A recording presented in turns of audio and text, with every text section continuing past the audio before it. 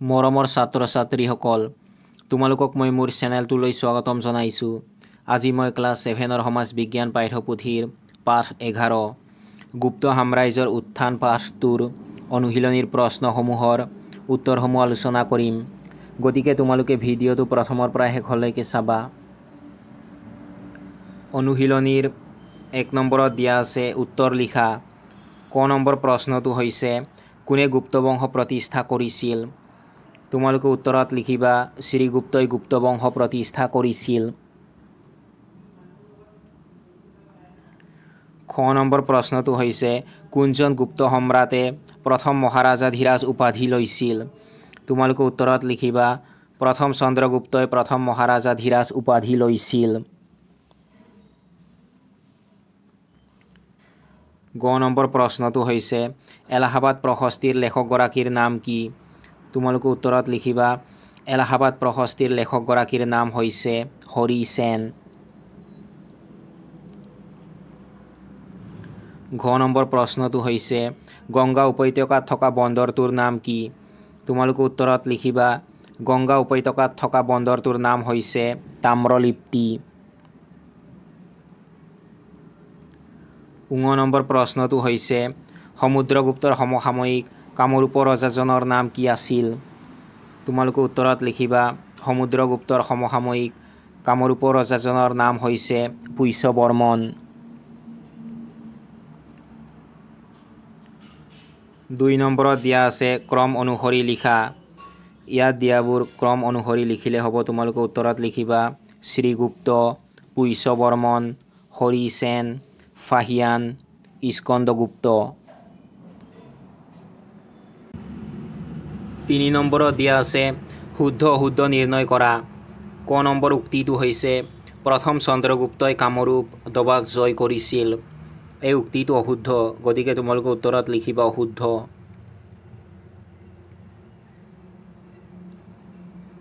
খ নম্বৰ উক্তিটো হৈছে গুপ্ত যুগত ভূমিসমূহক 3টা ভাগত ভাগ কৰা হৈছিল। এই উক্তিটো শুদ্ধ, গতিকে তোমালোকে উত্তৰত লিখিবা শুদ্ধ। গ নম্বৰত দিয়া আছে গুপ্ত যুগত নাৰীৰ স্থান পুৰুষতকৈ উচ্চ আছিল। এই উক্তিটো অশুদ্ধ, গতিকে তোমালোকে উত্তৰত লিখিবা অশুদ্ধ। ঘ নম্বৰ উক্তিটো হৈছে পৃথিৱীয়ে সূৰ্যৰ চাৰিওফালে প্ৰদক্ষিণ কৰে। এই ধাৰণাটো বৰাহমিহিৰে উদ্ভাৱন কৰিছিল। এই উক্তিটো অশুদ্ধ, তোমালোকে উত্তৰত লিখিবা অশুদ্ধ। ঙ নম্বৰ উক্তিটো হৈছে কালিদাসে অভিজ্ঞানম শকুন্তলম ৰচনা কৰিছিল। এই উক্তিটো শুদ্ধ, তোমালোকে উত্তৰত লিখিবা শুদ্ধ।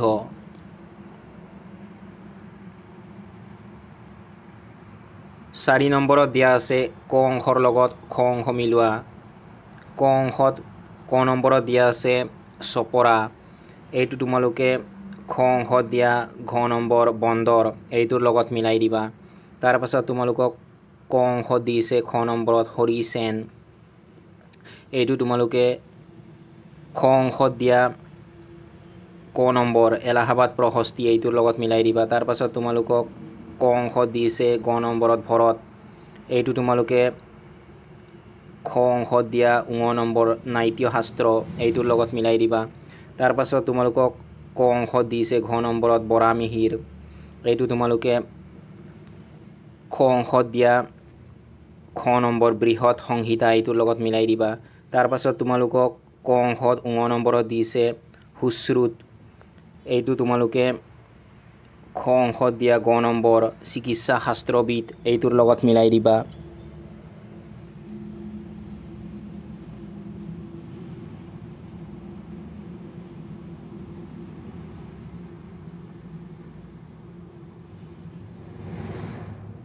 পাঁচ নম্বৰত দিয়া আছে চমুকৈ লিখা। ক নম্বৰ প্ৰশ্নটো হৈছে গুপ্ত ৰাজত্ব কালত কি কি ধাতুৰ মুদ্ৰাৰ প্ৰচলন আছিল? তোমালোকে উত্তৰত লিখিবা গুপ্ত যুগত সোণ ৰূপৰ মুদ্ৰাৰ লগতে কৰিৰো প্ৰচলন আছিল।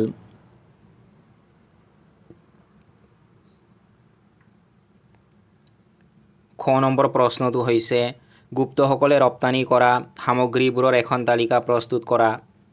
তোমালোকে উত্তৰত লিখিবা ভাৰতবৰ্ষৰ পৰা ৰোমলৈ মছলা, চন্দন কাঠ, হাতী দাঁতেৰে তৈয়াৰী বস্তু, মণি মুকুতা, ঔষধি গছ, সুগন্ধি দ্ৰব্যৰ লগতে কিছুমান জীৱ জন্তু ৰপ্তানি কৰা হৈছিল।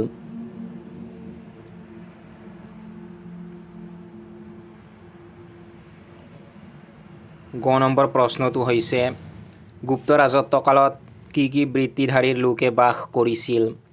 তোমালোকে উত্তৰত লিখিবা গুপ্ত ৰাজত্বকালত পুৰোহিত, শিক্ষক, চিকিৎসক, শিল্পী, কাৰিকৰ, ব্যৱসায়ী, কৃষক আৰু সৈনিক আদি বিভিন্ন বৃত্তিধাৰীৰ লোকে বাস কৰিছিল।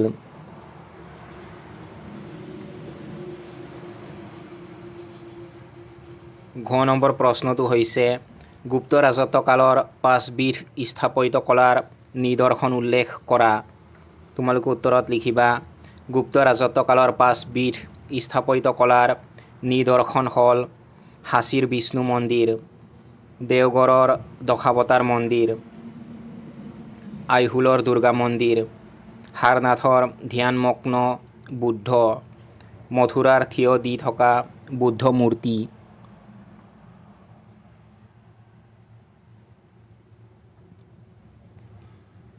ঙ নম্বৰ প্ৰশ্নটো হৈছে অজন্তা ইলোৰাৰ চিত্ৰাংকনসমূহৰ বৈশিষ্ট্য কি? তোমালোকে উত্তৰত লিখিবা অজন্তা ইলোৰাৰ চিত্ৰাংকনসমূহে গুপ্ত যুগৰ গৰিমা আজিও আমাক সোঁৱৰাই দিয়ে। অজন্তা ইলোৰাৰ চিত্ৰাংকনসমূহৰ মূল বৈশিষ্ট্য হ'ল ইয়াৰ ধৰ্মীয় বিষয়বস্তু, জীৱন্ত ৰূপায়ণ, উজ্জ্বল ৰঙৰ ব্যৱহাৰ আৰু মানৱীয় আৱেগৰ সুন্দৰ প্ৰকাশ।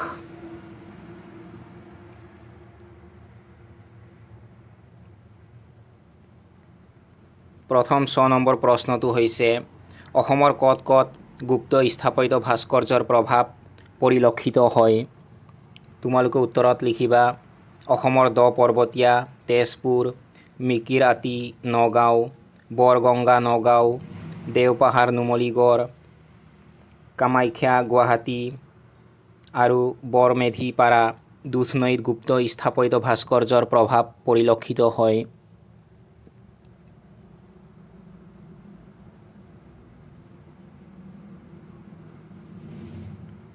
6 নম্বৰ প্ৰশ্নটো হৈছে সাহিত্য সংস্কৃতি আৰু বিজ্ঞানলৈ গুপ্তসকলৰ অৱদানৰ বিষয়ে এটি টোকা লিখা।